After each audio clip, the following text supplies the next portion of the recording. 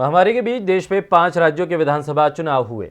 इसी के साथ ही 10 राज्यों में 2 लोकसभा और 12 विधानसभा सीटों के लिए उपचुनाव भी हुआ। इन चुनावों के नतीजों को लेकर महाराष्ट्र से लेकर राजस्थान और उत्तराखंड तक सभी दलों की धड़कनें तेज थीं। लेकिन अब धीरे धीरे साफ होती तस्वीर से नेताओं के सियासी भविष्य भी तय हो गया है। जो किस राज्य में किसने मारी बाजी, देखिए इस रिपोर्ट में। देश में हुए 5 राज्यों के चुनाव के साथ उपचुनाव के नतीजे भी खास मायने रखते हैं। राजस्थान की 3 सीटों पर उपचुनाव में सीएम अशोक गहलोत का लिटमस टेस्ट है। वहीं कर्नाटक की 2 विधानसभा, जबकि मध्य प्रदेश, झारखंड, उत्तराखंड, गुजरात, महाराष्ट्र, तेलंगाना, मिजोरम, नागालैंड और ओडिशा की एक सीट पर नतीजे ने किसी के चेहरे पर खुशी तो किसी के चेहरे पर मायूसी ला दी है।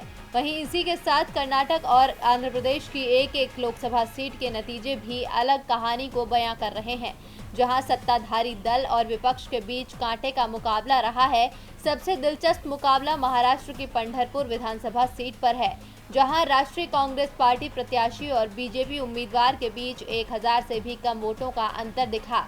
वहीं राजस्थान में कांग्रेस ने एक बार फिर बीजेपी को मात देकर 2 सीटों पर जीत हासिल कर ली है।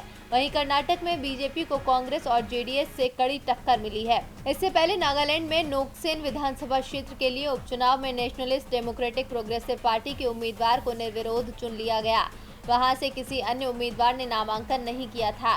वहीं आंध्र प्रदेश की तिरुपति लोकसभा सीट और कर्नाटक के बेलगाम लोकसभा सीट के लिए भी मतों की गणना पूरी हो रही है। इसी के साथ ही मध्य प्रदेश की दमोह विधानसभा सीट पर भी कांग्रेस उम्मीदवार अजय टंडन का दबदबा है। उत्तराखंड के अल्मोड़ा में सल्ट विधानसभा सीट पर बीजेपी ने कब्जा किया है। वहीं गुजरात में भी बीजेपी साख दांव पर लगी थी। इसी तरह से झारखंड की मधुपुर विधानसभा सीट पर भी हेमंत सोरेन के मंत्री की धड़कनें तेज थी। लेकिन अब सभी नतीजे आ चुके हैं, जिसके बाद कहीं खुशी से नेता झूम रहे हैं तो कहीं निराश हैं। डीबी लाइव की रिपोर्ट।